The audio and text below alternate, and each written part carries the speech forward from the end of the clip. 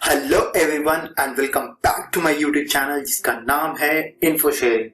दोस्तों, हमें जैसा पता है कि रशिया और यूक्रेन के बीच में काफी घमासान युद्ध चल रहा है और रशियन आर्मी ऑलमोस्ट जो यूक्रेन की राजधानी कीव है वहां तक पहुंच गई है। आखिरकार इस युद्ध की नौबत क्यों आई या क्या इंपॉर्टेंट रीजंस थे जिसके कारण रशिया ने यूक्रेन पर हमला कर दिया, तो इसके लिए हमने एक बहुत ही डिटेल्ड वीडियो बनाया है जिसमें हमने क्रोनोलॉजिकल ऑर्डर में ये समझाया है कि what were the major reasons which influenced Russia to invade Ukraine. तो मैं ये वीडियो का लिंक अपने नीचे डिस्क्रिप्शन में दे दूंगा, साथ में ऊपर आई बटन में भी डाल दूंगा। I recommend you to go through that video जिसमें आपको डिटेल में पता चले कि आखिर इस युद्ध की नौबत क्यों आई। अब दोस्तों, हम आते हैं वापस इस वीडियो पे। इस वीडियो में हम डिस्कस करने जा रहे हैं major 7 sanctions which are put on Russia by the different countries, maybe United States, Britain, Canada, European union, जो भी बड़े बड़े देश हैं उन सब ने मिलकर रशिया पे कई सैंक्शंस लगाए हैं, मतलब कि प्रतिबंध लगाए हैं, क्योंकि रशिया ने यूक्रेन पर हमला कर दिया है और इसके एवज में दूसरे देशों ने रशिया पे कई प्रतिबंध लगाए हैं। तो आज हम इस वीडियो के माध्यम से 7 वो सैंक्शंस की बात करेंगे जो कि रशिया पे लगा है, जिसके कारण रशियन इकोनॉमी में काफी ज्यादा उथल पुथल मच गई है। मतलब अगर मैं एक डेटा दूं आपको, तो जब से यूएसए ने रशिया पे या वो दूसरे देशों ने रशिया पे सैंक्शन लगाया है, तब से जो रशिया की नेशनल करेंसी है, मतलब जो करेंसी है, for example in India we have that currency as rupees. Similarly Russia की जो करेंसी है रूबल, वो डॉलर के मुकाबले ऑलमोस्ट 30% गिर गई है। तो दोस्तों, चलिए स्टार्ट करते हैं ये वीडियो को और समझते हैं कि कौन से मेजर सैंक्शंस हैं जो दुनिया भर के देशों ने मिलकर रशिया के। तो जो पहला सैंक्शन है वो ब्रिटेन द्वारा लगाया गया है। मैं एग्जैक्ट डिटेल में इसे कोट करता हूं। Like the Britain prime minister Boris Johnson has announced asset freeze of 5 Russian bank and 3 high net worth individuals oligarchs in UK. मतलब इस सैंक्शन के तहत ब्रिटेन की जो प्राइम मिनिस्टर हैं बोरिस जॉनसन, उन्होंने कहा है कि जो 5 मेजर रशियन बैंक्स हैं and 3 high net worth individuals हैं, मतलब जो बहुत ही रिच पीपल हैं, 3 रशिया के, उन पे उनके जो भी असेट, मतलब उनकी जो भी संपत्ति, उन बैंकों का जो भी संपत्ति है या उन 3 लोगों की जो संपत्तियां हैं जो यूके में है, उसको फ्रीज कर दिया जाएगा और उसको जब्त कर लिया जाएगा। ओलिगार्क्स का मतलब होता है कि जो बिलियनियर्स होते हैं ना रशिया के, जो हाई नेटवर्थ इंडिविजुअल, मतलब फॉर एग्जांपल इन इंडिया अगर हम अंबानी जी की बात करें तो वो एक ओलिगार्क होंगे अगर वो रशिया में होते, तो वो हैं। इस पर इस तरह के सैंक्शंस ब्रिटेन ने लगाए हैं। जो दूसरे सैंक्शन की बात वो लगाया गया है जर्मनी द्वारा। Germany has announced to suspend the certification of Nord Stream 2 gas pipeline worth $11 billion project. तो दोस्तों, ये इस सैंक्शंस को बारे में अगर मैं समझाऊं तो एक बहुत ही इंपॉर्टेंट नेचुरल गैस की पाइपलाइन बिछाई जा रही थी बिटवीन रशिया एंड जर्मनी, जिसका अगर मैं मूल्यांकन करूं, मतलब उसका जो वर्थ था वो ऑलमोस्ट $11 बिलियन प्रोजेक्ट था। इस पाइपलाइन का मेन मकसद यही था कि रशिया में जो भी नेचुरल गैस का प्रोडक्शन होता है उसको यूरोप के देशों में भेजा जा सके या बेचा जा सके, स्पेशली इन जर्मनी। पर जब से रशिया ने यूक्रेन पर हमला किया है तब से जर्मनी ने इसके सर्टिफिकेशन पे स्टे लगा दिया है और इसके कारण रशियन इकोनॉमी काफी ज्यादा इम्पैक्टेड हुई है, मतलब काफी ज्यादा अफेक्ट हो गई है, क्योंकि जो रशिया का जो मेजर जीडीपी या उसका जो मेजर डेवलपमेंट होता है, उसकी कंट्री का जो मेजर इकोनॉमी होता है, वो जो भी नेचुरल गैस एंड ऑयल वो प्रोड्यूस करता है उससे रिलेट करता है।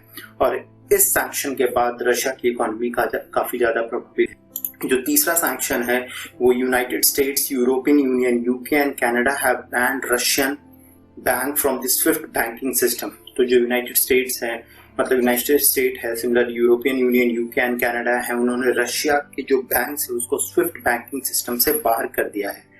अब हम समझेंगे कि आखिरकार ये स्विफ्ट बैंकिंग सिस्टम होता क्या है। तो दोस्तों, अगर मैं आसान भाषा में आपको समझाऊं तो जिस तरह हमारे देश में अगर हमें ट्रांजैक्शन करना होता है एक दूसरे के बीच में, तो हम आईएफएससी कोड को यूज करते हैं। मतलब अगर हमें किसी के अकाउंट पे पैसे भेजने होते हैं तो हम एक पर्टिकुलर आईएफएससी कोड उस बैंक का होता है उसे वो देते हैं और तब वो पैसे जाते हैं। सिमिलरली जब इंटरनेशनल कोई भी ट्रांजैक्शन करना होता है, मतलब किसी एक देश को दूसरे देश में पैसे भेजना होता है, तो एक स्विफ्ट कोड की जरूरत पड़ती है और यही स्विफ्ट बैंकिंग सिस्टम उसमें यूज होता है।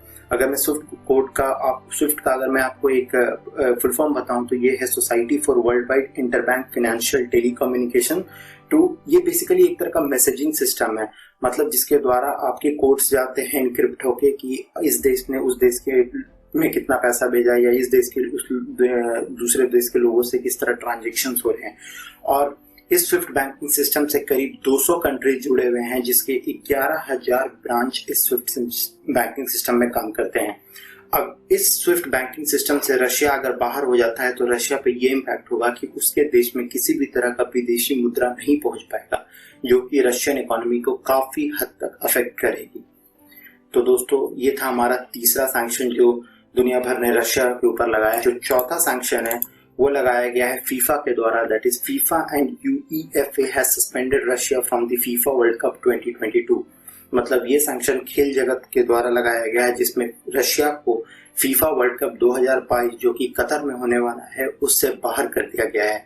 और दोस्तों, आप जानकर ये शॉक हो जाएंगे कि 2018 का जो फीफा वर्ल्ड कप था वो रशिया ने ही ऑर्गेनाइज कराया था, मतलब Russia was the host country. और 2022 में रशिया को फीफा वर्ल्ड कप में खेलने से रोक दिया गया है क्योंकि रशिया ने यूक्रेन पर हमला कर दिया है। दोस्तों, आगे के सैंक्शंस में बढ़ने से पहले मैं आपसे रिक्वेस्ट करना चाहता हूं कि इन वीडियोस को बनाने में काफी मेहनत लगता है, काफी डिटेल्ड एनालिसिस लगती है, तो आप इस चैनल को प्लीज सपोर्ट करें। Please do like, share and subscribe to the channel. चलिए दोस्तों, अब आगे की बात करते हैं। जो पांचवा सैंक्शन है वो लगाया गया United states, UK and many other European country के द्वारा। इसमें यह कहा गया कि United states, UK and many other European country have closed their airspace for the Russian flights। मतलब United states, UK and European countries हैं, उन्होंने अपने एयर स्पेस को रशियन फ्लाइट्स के लिए बंद कर दिया। मतलब कोई भी फ्लाइट रशिया से यूनाइटेड स्टेट्स, यूके या अदर यूरोपियन कंट्रीज में नहीं आएगी। इससे रशिया की जो एविएशन इंडस्ट्री है या एविएशन कंपनीज, उस पर काफी बुरा इम्पैक्ट हुआ है और एट लास्ट सीधा सीधा ये रशियन की इकोनॉमी को अफेक्ट कर रहा है। सैंक्शन की बात करें तो European Union has decided to limit the sale of golden visa which allow Russian to gain citizenship in another country in exchange for an investment। मतलब यूरोपियन यूनियन पहले क्या करता था कि रशिया के कुछ लोगों के लिए गोल्डन वीजा इशू करता था, जिसके कारण जो रशियंस होते थे वो दूसरे देश की सिटीजनशिप ले पाते थे और वहां जाकर बस सकते थे। और इसके अवज में जो वो सिटीजन जो रशियन होते थे, जो ओलिगार्स होते थे, क्योंकि उनके पास ज्यादा पैसे होते तो वो इन्वेस्टमेंट करते थे उस कंट्रीज में। पर यूरोपियन यूनियन ने, जब से रशिया ने यूक्रेन पर हमला किया है, तब से उन्होंने गोल्डन वीजा पर भी स्टे लगा दिया है कि किसी भी रशियन को अभी गोल्डन वीजा इशू नहीं किया जाएगा। But not the least, United States द्वारा ये सैंक्शन लगाया है, जिसमें United State has blocked the export of electronic goods like semiconductor chips, sensor, laser and some of the technology in terms of navigation, avionics. अगर दोस्तों मैं semiconductor chips की बात करूं तो इलेक्ट्रिकल व्हीकल जो आजकल बहुत चलन में है, उसमें सेमीकंडक्टर चिप्स की काफी ज्यादा जरूरत पड़ती है। तो ये सब चीजें यूनाइटेड स्टेट्स रशिया को प्रोवाइड कराता था, पर अभी जब से ये हालात बिगड़े हैं तब से यूनाइटेड स्टेट ने इस तरह के सारे एक्सपोर्ट पर बैन लगा दिया है। तो दोस्तों, यही मेजर 7 सैंक्शंस थे जो दुनिया भर के देशों ने मिलकर रशिया के खिलाफ लगाया है। तो दोस्तों, अगर आपको इस वीडियो से कुछ भी अच्छी जानकारी मिली हो तो please support the channel bye liking the video, sharing the video and subscribing the channel. Thank you.